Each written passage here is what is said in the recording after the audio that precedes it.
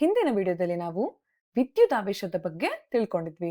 ಅಂದರೆ ಪ್ರೋಟಾನ್ಗಳು ಮತ್ತು ಎಲೆಕ್ಟ್ರಾನ್ಗಳು ಹೊಂದಿರುವಂತಹ ಗುಣವನ್ನ ಹಾಗೂ ಪರಸ್ಪರ ಒಂದಕ್ಕೊಂದು ಆಕರ್ಷಿಸಬಹುದು ಅಥವಾ ತಳ್ಳಬಹುದು ಅಂತ ನೋಡಿದ್ವಿ. ಇದಕ್ಕೆ ಕಾರಣವಾಗಿರುವಂತಹ ಶಕ್ತಿಯನ್ನ ಕೂಡ ನಾವು ವಿದ್ಯುತ್ ಶಕ್ತಿ ಅಂತ ಕರೆದಿದ್ವಿ.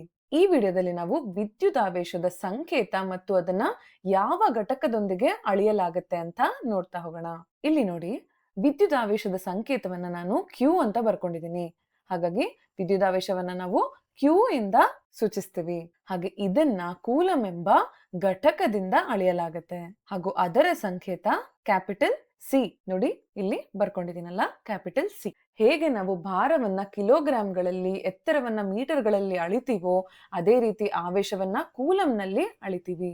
ಈ ಕೂಲಂ ಎಂಬ ಪದವು ನಮ್ಗೆ ಫ್ರೆಂಚ್ ವಿಜ್ಞಾನಿ ಚಾರ್ಲ್ಸ್ ಕೂಲಂ ಅವರ ಹೆಸರಿನಿಂದ ಬಂದಿದೆ. ಅವರು ಆವೇಶ ಹೊಂದಿರುವಂತ ಕಣಗಳ ನಡುವಿನ ಶಕ್ತಿಯನ್ನ ಅಧ್ಯಯನ ಮಾಡಿದ್ರು. ಆದ್ರಿಂದ ಅವರ ಹೆಸರನ್ನೇ ಇಲ್ಲಿ ಇಡಲಾಗಿದೆ. ಒಂದು ಕೂಲಂ ಅಂದ್ರೆ ಅತಿ ದೊಡ್ಡ ಪ್ರಮಾಣದ ಆವೇಶ ಅಂತಾನೆ ಹೇಳ್ಬಹುದು. ಇದನ್ನ ನಿಮ್ಗೆ ಅರ್ಥ ಮಾಡಿಸೋದಕ್ಕೆ ಪ್ರೋಟಾನ್ಗಳು ಹಾಗೂ ಎಲೆಕ್ಟ್ರಾನ್ಗಳ ಆವೇಶಕ್ಕೆ ಹೋಲಿಸ್ತಾ ಇದ್ದೀನಿ. ನೋಡಿ, ಈ ಎಲೆಕ್ಟ್ರಾನ್ಗಳು ಮತ್ತು ಪ್ರೋಟಾನ್ಗಳು ಹೊಂದಿರುವಂತಹ ಆವೇಶ ಈ ಒಂದು ಕೂಲಂ ನಲ್ಲಿರುವಂತಹ ಅತಿ ಸಣ್ಣ ಭಾಗ ಅಂತಾನೆ ಹೇಳ್ಬಹುದು. ಅದರಿಂದ ಎಲೆಕ್ಟ್ರಾನ್ ನ ಆವೇಶವನ್ನ ಬರ್ಕೊಳ್ತಾ ಇದ್ದೀನಿ. ಅದನ್ನ ನಾವು ಇ ಇಂದ ಸೂಚಿಸ್ತಾ ಇದ್ದೀವಿ. ಇಲ್ಲಿ ನೋಡಿ, 0.000 ಹೀಗೆ ಒಂದಷ್ಟು ಸೊನ್ನೆಗಳನ್ನ ಬರ್ಕೊಂಡು 16 ಕೂಲಂ ಅಂತ ಎಲೆಕ್ಟ್ರಾನ್ ನ ಆವೇಶದ ಮೌಲ್ಯವನ್ನ ಬರ್ಕೊಂಡಿದೀವಿ. ಇದ್ರೊಳಗಿರುವಂತದ್ದು 18 ಸೊನ್ನೆಗಳು. ಹಾಗಾಗಿ 18 ಸೊನ್ನೆಗಳು ಮತ್ತು ಈ ಒಂದನ್ನ ಎಡಕ್ಕೆ ಬರ್ಕೊಂಡಾಗ ನನಗೆ ಮೌಲ್ಯ ಹೀಗ್ ಬರುತ್ತೆ. ನೋಡಿ, 1.6 into 10 to the power of -19 ಕೂಲಂನ ಬರೆಯೋದನ್ನ ಮರಿಬೇಡಿ. ಹಾಗಾಗಿ ನಿಮ್ಗೆ ಇವಾಗ ಒಂದು ಎಲೆಕ್ಟ್ರಾನ್ ಆವೇಶದ ಮೌಲ್ಯ ತಿಳಿದಿದೆ. ಹಾಗಾದ್ರೆ ಪ್ರೋಟಾನ್ಗೆ ಇರುವಂತಹ ಮೌಲ್ಯ ಎಷ್ಟು ಅಂತ ಯೋಚನೆ ಮಾಡ್ತಾ ಇದ್ದೀರಾ? ನೋಡಿ, ಪ್ರೋಟಾನ್ಗಾಗ್ಲಿ ಎಲೆಕ್ಟ್ರಾನ್ಗಾಗ್ಲಿ ಒಂದೇ ಮೌಲ್ಯ ಇರುತ್ತೆ. ಆದರೆ ಎಲೆಕ್ಟ್ರಾನ್ ಮೌಲ್ಯ ಋಣಾತ್ಮಕವಾಗಿರುತ್ತೆ. ಅಂದ್ರೆ -1.6 ಅಂತ ಬರ್ಕೊಳ್ತೀವಿ. ಪ್ರೋಟಾನ್ ನ ಮೌಲ್ಯ +1.6 into 10 to the power of -19 coulomb ಅಂತ ಬರ್ಕೊಳ್ತೀವಿ. ಇಲ್ಲಿ ನಮಗೆ ಒಂದು ಪ್ರಶ್ನೆ ಇದೆ.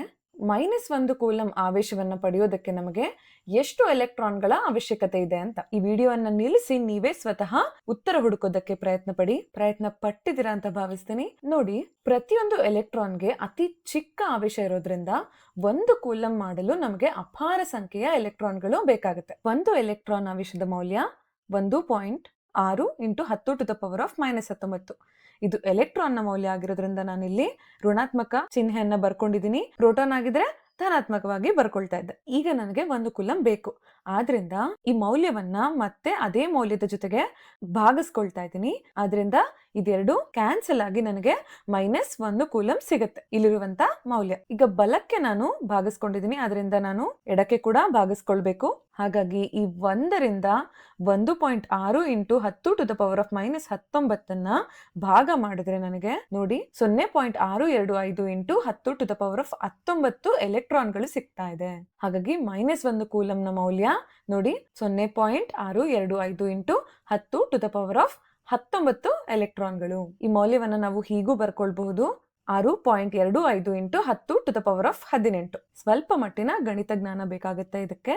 ಹಾಗಾಗಿ ಈ ವಿಡಿಯೋದಲ್ಲಿ ನಾವು ವಿದ್ಯುದಾವೇಶದ ಘಟಕವನ್ನ ಅಂದರೆ ಕೂಲಂನ ಬಗ್ಗೆ ತಿಳ್ಕೊಂಡ್ವಿ. ಹಾಗೆ ಎಲೆಕ್ಟ್ರಾನ್ ಮತ್ತು ಪ್ರೋಟಾನ್ಗಳ ಆವೇಶ ಏನು ಎಂಬುದನ್ನ ನೋಡಿದ್ವಿ. ನಂತರ ಒಂದು ಕೂಲಂ ಎಷ್ಟು ದೊಡ್ಡ ಪ್ರಮಾಣ ಅಂತ ತಿಳ್ಕೊಂಡ್ವಿ. ಈ ಮೌಲ್ಯದಿಂದ ನಮಗೆ ಅರ್ಥ ಆಗ್ತದೆ ಅದು ಲಕ್ಷಾಂತರ ಕೋಟಿ ಎಲೆಕ್ಟ್ರಾನ್ಗಳು ಅಥವಾ ಪ್ರೋಟಾನ್ಗಳು ಆವೇಶಕ್ಕೆ ಸಮಾನ ಅಂತ. -1 ಕೂಲಂ ಆವೇಶ ನಮಗೆ ಬೇಕಂದ್ರೆ 6.25 into 10 to the power of 18 ಎಲೆಕ್ಟ್ರಾನ್ಗಳ ಅವಶ್ಯಕತೆ ಇದೆ.